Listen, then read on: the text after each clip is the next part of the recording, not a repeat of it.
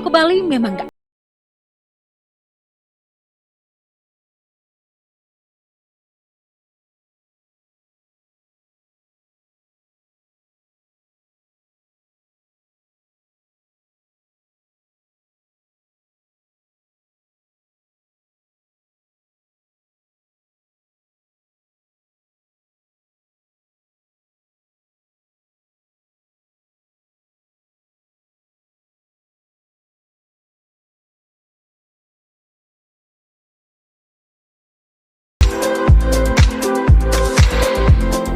Setelah 5 tahun vakum karena fokus mengurus suami dan anak-anaknya, Iris Bella akhirnya turun gunung lagi alias comeback ke dunia pesinetronan.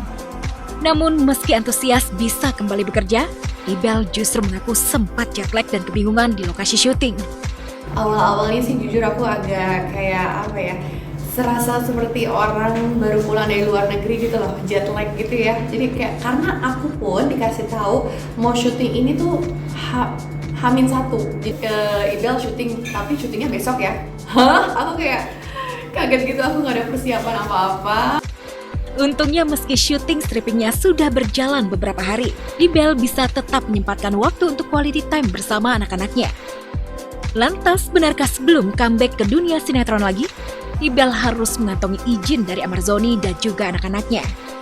Anak-anak iya, pasti aku bilang sama anak-anak kan, mami kerja dulu ya. Karena Abang Air tuh juga dia suka banget kan sama kayak mobil-mobilan. Terus bilang, mami aku mau beli mobil ini. Kan dia selalu kayak gitu namanya anak kecil kan. Aku mau beli mobil balap, mau beli mobil Ferrari, apa segala macam gitu. Iya nah, tapi mami harus syuting dulu ya, kerja dulu ya, biar mami nabung banyak bisa beli mobil balap buat kamu. Oh iya udah gitu. Jadi sayangnya walau niat Ibel comeback ke dunia sinetron hanya untuk membahagiakan anak-anaknya, netizen malah komentar nyinyir ke Ibel. Mereka seolah mengasihani Ibel yang akhirnya harus banting tulang gara-gara kekeh bercerai dari Amarzoni. Aku udah biasa sih, aku udah banting tulang dari umur 14 tahun ya. Jadi kayak ini bukan suatu hal yang baru untuk aku. Kalau dikasihani enggak kok, alhamdulillah sampai saat ini bertahan banyak banget gitu ya, kemudahan-kemudahan yang aku dapetin. Aku happy banget yang dulu mungkin aku belum pernah bisa lakuin, sekarang aku bisa lakuin. Aku dulu pengen berbisnis, belum bisa, sekarang baru bisa berbisnis. Terus belajar nge-host, terus kayak akhirnya terjun lagi di sinetron, aku bisa lakuin itu sekarang. Jadi banyak kemudahan gitu ya, karena setelah ada badai pasti ada pelangi.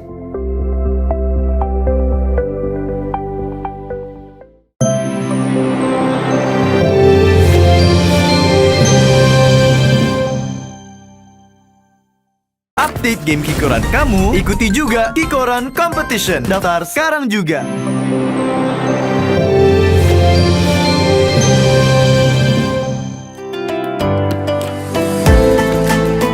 Hari Raya Idul Adha sudah lewat, pertanda musim haji usai sudah.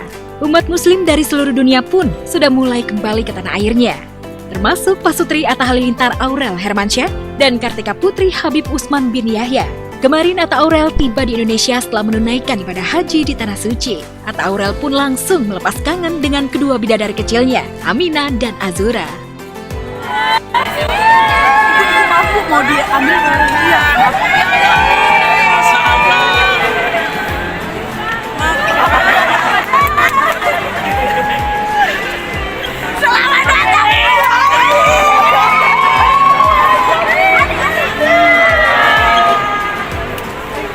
Rasa ini satu nikmat yang luar biasa dari Tuhan. Kita bersyukur, semoga bisa dipanggil lagi ke rumah Allah. Atta Aurel happy bisa kembali ke rumah, bertemu lagi dengan sang buah hati dan menyandang predikat Haji Haja. Namun Atta yang tidak botak lontos seperti Raffi Ahmad setelah selesai berhaji, ternyata jadi bahan gibahan netizen. Karena ini gurunya, Gus Miftah katanya, dia rambutnya juga gondrong panjang, katanya enggak sunnah, yang penting jalanin yang wajib-wajibnya. Dan udah potong juga, udah tahallul juga, cuman emang gak botak.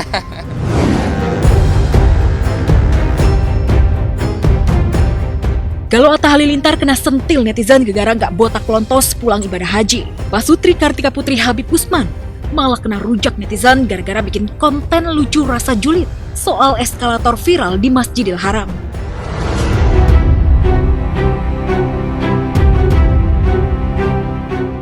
Bahkan netizen menuding Karput Habib sengaja menyindir Raffi Gigi yang bikin konten di eskalator. Aku mau bikin konten naik eskalator. Biasa di mall naik eskalator. Beda ya, kalau di sini kan naik eskalator ini bisa dikasih backsound la la la la la la la la la la. Itu eskalator.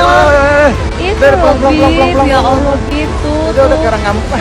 Artis pada jadi Habib tuh nggak tahu kalau emang si eskalator itu viral. Kenapa Habib bilang Nora gitu kayak Nora kayak orang kampung gitu karena saya tuh Habib dulu kan saya kecil pikir di kampung Melayu. Jadi kalau misalkan ada satu hal yang kayak gimana, jangan kayak orang kampung Melayu banget deh. Jangan kayak orang kampung banget, saya asli kampung. Tapi kalau orang yang memang melihatnya dari segi keburukan, melihatnya dari segi yang negatif, hatta orang lagi ibadah juga dibilang jelek gitu. Jadi kita nggak khawatir karena kita lebih tahu niat kita, Allah lebih tahu niatnya. Tapi kalau itu meresahkan, menyinggung perasaan siapapun, saya minta maaf, saya mohon maaf.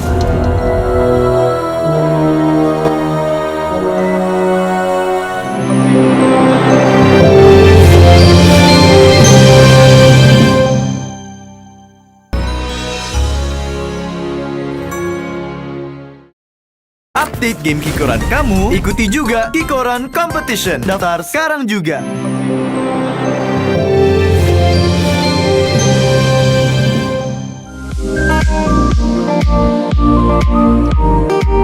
20 Juni 2024 jadi hari yang spesial bagi penyanyi dangdut Ayu Ting Ting. Pasalnya tepat di tanggal tersebut, Ayu baru saja merayakan kejutan ulang tahun yang ke-32 dari keluarga dan para sahabatnya dan sesama rekan artis. So, gimana sih serunya kejutan perayaan hari ulang tahun Ayu Ting Ting?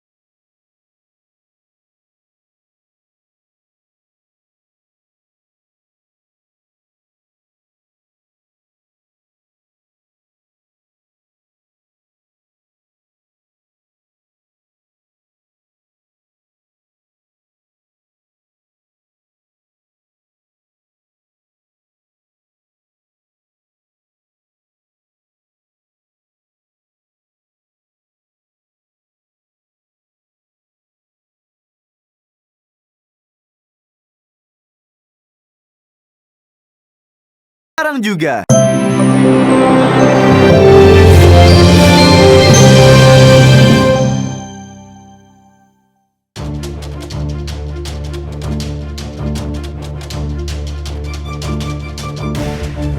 Media sosial mendadak geger. Gegaranya Virgon Tambunan, mantan suami Inara Rusli, kabarnya ditangkap oleh jajaran Satuan Reserse Narkoba Polres Metro Jakarta Barat terkait kasus dugaan penyalahgunaan narkotika. Sayangnya hingga saat ini pihak kepolisian belum mau membeberkan lebih jauh terkait penangkapan Virgon. Selasa lalu tim Obsesi sendiri sempat bertemu Virgon usai manggung di Pekan Raya Jakarta. Namun ayah 3 orang anak ini tetap bungkam meski dicecar banyak pertanyaan perihal update terbaru soal dirinya. Berarti udah fokus berkarya sekarang, udah damai, gimana Bang Virgon? Bang Virgon dikitung. Bang Virgon dikitung. Untuk move on juga Kak Virgon, alasan berdamai Kak Virgon. Udah damai, udah nyantai berkarya sekarang. Udah berkarya sekarang, fokus berkarya ya Kak Virgon. Sama seperti Virgon, Inara Rusli pun ogah buka mulut. Ya, dalam akun media sosialnya, Inara secara tegas menolak berkomentar apapun selain soal pekerjaannya. Gak mau komen apa-apa selain kerjaan. We've been through and surviving a lot of things. Anak-anak butuh maminya waras untuk cari nafkah dan didik mereka. Lantas bagaimana dengan keluarga Virgon? Benarkah keluarga shock mengetahui berita ini? Shock lah, ya nangis. Masih nggak bisa diajak ngomong ya. Ya, kami kan baru datang dan itu lagi proses BAP. Jadi memang kita belum bisa tahu langsung karena ini lagi proses, kita tidak mau mendahului penyidik dan itu biarkan nanti besok kuasa hukum yang berbicara dan penyidik yang berbicara apa itu yang tertangkap apa gitu. Jadi belum waktunya saya bicara.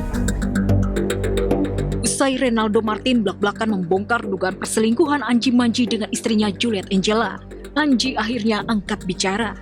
Meski hanya lewat story Instagram, tapi di situ Anji menegaskan sengaja tutup mulut karena ingin menjaga proyek yang sedang ia kerjakan. Ji, lu kok diem aja sih? Enggak kok, cuma harus hati-hati bertindak karena situasinya tidak sederhana dan ada proyek yang jadi tidak kejutan lagi jika dibicarakan secara gamblang. Kalau itu kita tidak tahu menau, karena memang kita diberikan kuasa untuk mewakili Mas Anji dalam proses persidangan dengan agama saja.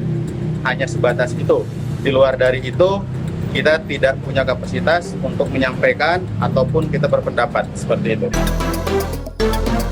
Sama seperti Anji Manji, model sekaligus istri Baim Wong, Paula Verhoeven, juga memilih bungkam ketika awak media mencecar pertanyaan seputar isu keretakan rumah tangganya dengan Baim. Paula seolah ogah membahas isu yang tengah menimpa rumah tangganya. Padahal jika memang isu itu hanya isapan jempol belaka, Paula bisa saja membantahnya. Kiri. Awas jatuh. Hati-hati Mas. Gimana ya? Doain aja. Maaf permisi. Jalan ya. Bye-bye Mas. Oke.